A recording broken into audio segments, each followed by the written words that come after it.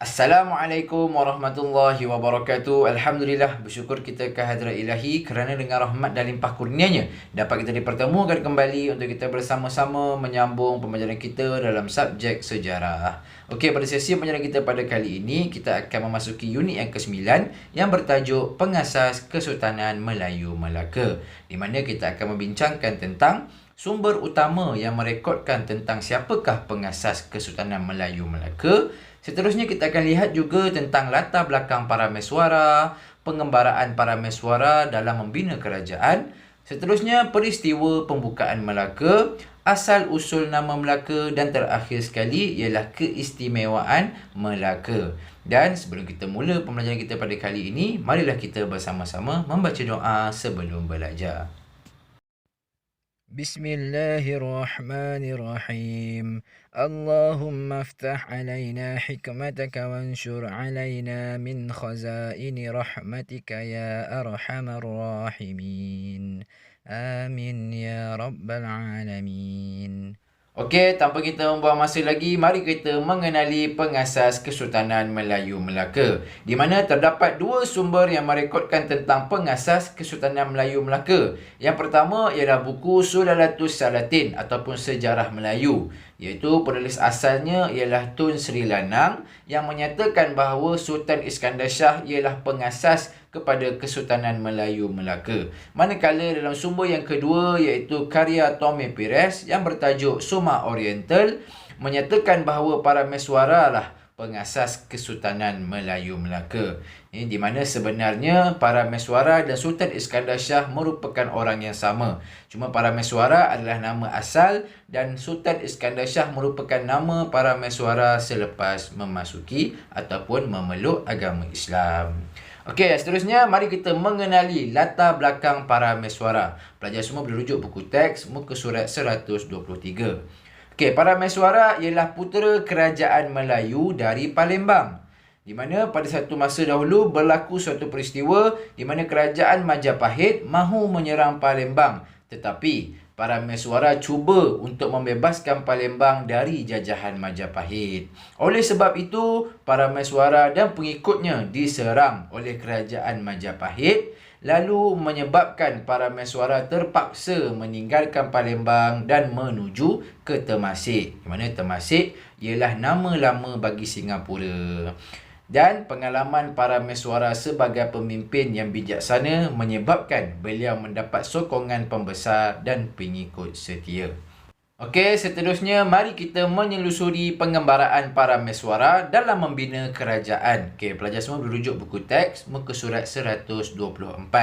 Okey, para mesuara dan pengikutnya menaiki kapal menuju Temasek. Okey, disebabkan oleh serangan yang dilakukan oleh Majapahit, para mesuara dan pengikutnya berundur ke Temasek dan bertemu dengan Temagi yang merupakan wakil kerajaan Siam yang memerintah Temasek. Di mana kedatangan para mesuara ini disambut baik oleh Temagi dan Temagi mengizinkan para mesuara dan pengikutnya untuk menetap di Temasek. Tetapi para mesuara mendapati bahawa Temasek sesuai untuk jadikan kerajaan oleh kerana kedudukannya yang sangat strategik. Lalu para mesuara merancang serangan ke atas Temagi kerana ingin menjadi pemerintah di Temasek dan hasilnya Temagi dibunuh. Seterusnya, apabila kerajaan Siam mengetahui akan pembunuhan Temagi, kerajaan Siam telah menyediakan kelengkapan peperangan untuk menyerang Temasek. Dan setelah mengetahui Siam akan melakukan serangan ke atas Temasek, para mesuara bersama pengikutnya berundur ke Muar. Dan setibanya di Muar, para mesuara dan pengikutnya merasakan bahawa kawasan tersebut tidak sesuai untuk dijadikan kerajaan. Ini adalah kerana banyaknya biawak yang terdapat di kawasan tersebut. Lalu para mesuara bersama pengikutnya meninggalkan Muar dan meneruskan perjalanan ke Sening Ujung. Dan di Sening Ujung, para mesuara melantik seorang wakil pemerintah. Okey, seterusnya kita akan lihat pula kepada peristiwa pembukaan Melaka, di mana selepas para mesuara dan para pengikutnya berlayar meninggalkan Sening Ujung, akhirnya mereka tiba di muara Sungai Bertam dan mendapati terdapat sebuah perkampungan nelayan, lalu mereka singgah di situ. Kemudian para mesuara bersama pengikutnya keluar berburu dan terjadi satu peristiwa di mana anjing buruannya ditendang oleh seekor pelanduk putih sehingga jatuh ke dalam sungai.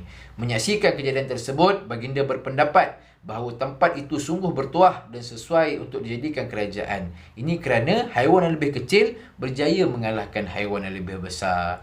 Okey, oleh itu para mesuara mengambil keputusan untuk membuka sebuah kerajaan baharu bersempena dengan nama Pokok Melaka, tempat baginda bersandar pada ketika itu. Okey, begitulah peristiwa pembukaan Melaka oleh para mesuara, dan mari kita lihat kepada carta perjalanan para mesuara dalam membina kerajaan. Bermula daripada Palembang menuju ke Temasek, seterusnya ke Muar dan Sening Ujong, dan akhirnya tiba di Melaka. Okey, selepas kita dah memahami tentang peristiwa pembukaan Melaka, mari kita mendalami pula asal-usul nama Melaka dari pelbagai sumber. Di mana Melaka ini dikenali dengan pelbagai nama dari berbagai sumber. Okey, yang pertama kita lihat pada Sulalatus Salatin. Dalam sejarah Melayu, ia menyatakan bahawa nama Melaka ini berasal dari pokok Melaka, tempat para mesuara bersandar ketika pelanduk putih menendang anjing buruannya.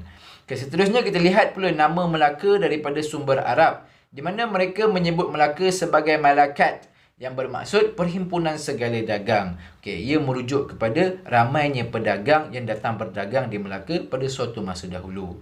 Seterusnya kita lihat pula nama Melaka daripada sumber India, di mana mengikut mitos Hindu menyatakan Melaka disebut sebagai Amalaka, iaitu pokok pertama yang tumbuh di alam semesta. Okey, itu adalah nama Melaka daripada sumber India. Dan terakhir sekali daripada Summa Oriental, di mana penulisnya Tom Perez menyatakan nama Melaka berasal daripada perkataan Malakat, yang bermaksud tempat perlindungan. Okey, di mana sekiranya ada pedagang yang mahu datang berdagang, mahu berehat dan sebagainya, boleh datang singgah di Melaka. Jadi itulah sedikit mengenai asal usul nama Melaka dari pelbagai sumber. Okey, yang seterusnya mari kita lihat pula yang terakhir sekali berkenaan dengan keistimewaan Melaka semasa pemerintahan para mesuara. Okey, pelajar semua boleh rujuk buku teks muka surat 130. Di mana yang pertama ialah Melaka terlindung daripada tiupan angin monsun, di mana perairan Selat Melaka terlindung daripada tiupan angin monsun yang membolehkan kapal-kapal berlayar dengan selamat. Okey, yang kedua adalah kerana kedudukannya strategik, di mana Melaka berada di antara jalan laut timur dan juga barat. Sekiranya ada pedagang daripada timur hendak ke barat, mereka pasti melalui kawasan Melaka. Begitu juga pedagang daripada barat hendak ke timur, mereka mesti memasuki kawasan perairan Melaka. Disebabkan oleh ini, ia telah menarik minat para pedagang untuk singgah berdagang di Melaka. Dan terakhir sekali yang ketiga adalah kerana kebijaksanaan pemerintah, di mana pemerintahan Kesultanan Melayu Melaka telah mengamalkan pentadbiran yang sangat-sangat cekap dan terbuka, di mana terbuka membawa maksud menerima segala yang datang. Ada para pedagang daripada mana-mana kerajaan boleh datang untuk berdagang secara bebas di Melaka. Dan ini telah berjaya menarik minat kerajaan asing untuk menjalinkan hubungan diplomatik dengan Melaka. Dan itu telah menjadi satu titik tolak kepada kejayaan Melaka dalam menjadi sebuah kerajaan ataupun empire yang hebat pada suatu masa dahulu. Dan insyaAllah secara kesimpulannya kita dah lihat tadi, yang pertama ialah pengasas Kesultanan Melayu Melaka berdasarkan kepada dua sumber yang telah direkodkan, iaitu yang pertama ialah buku Sulalatus Salatin ataupun Sejarah Melayu, yang kedua adalah buku Summa Oriental yang menyatakan bahawa Sultan Iskandar Shah ataupun para mesuara ialah pengasas kepada Kesultanan Melayu Melaka. Kemudian kita dah lihat pula yang kedua mengenai latar belakang para mesuara. Dan seterusnya yang ketiga, pengembaraan para mesuara dalam membina kerajaan, di mana bermula daripada Palembang menuju ke Temasek, seterusnya menuju ke Muar, ke Sening Ujong, dan terakhir sekali tiba di Melaka.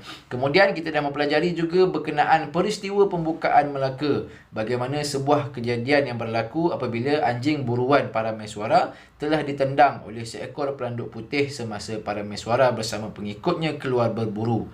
Ini telah menjadi titik tolak kepada penubuhan ataupun pembukaan Melaka pada masa itu. Dan yang seterusnya, yang kelima adalah berkenaan dengan asal-usul nama Melaka dari pelbagai sumber. Okey, di mana Melaka ini mempunyai pelbagai nama daripada pelbagai sumber yang telah direkodkan Di antaranya di dalam sejarah Melayu ataupun Sulalatus Salatin menyatakan nama Melaka itu berasal daripada pokok Melaka tempat para meswara bersandar ketika menyaksikan anjing beruannya ditendang oleh seekor pelanduk putih. Manakala daripada sumber Arab pula menyatakan Melaka disebut sebagai Malakat, iaitu tempat perhimpunan segala dagang. Daripada sumber India pula menyatakan nama Melaka berasal daripada Amalaka, iaitu bermaksud pokok pertama yang tumbuh di alam semesta. Manakala dalam Sumer Oriental pula menyatakan bahawa nama Melaka berasal daripada perkataan Malaka, iaitu sebuah tempat perlindungan. Okey, mana yang terakhir sekali ialah berkenaan dengan keistimewaan Melaka semasa pemerintahan para meswara, di mana Melaka mempunyai pelbagai keistimewaan, di antaranya terlindung daripada angin monsun, kedudukan yang sangat strategik, dan terakhir sekali ialah kebijaksanaan pemerintah dalam mentadbir pengurusan kerajaan Melaka pada ketika itu. Dan insya-Allah setakat itu saja pembelajaran kita pada kali ini, sehingga kita berjumpa lagi pada masa yang akan datang. Wabillahi taufiq wal hidayah. Wassalamualaikum warahmatullahi wabarakatuh.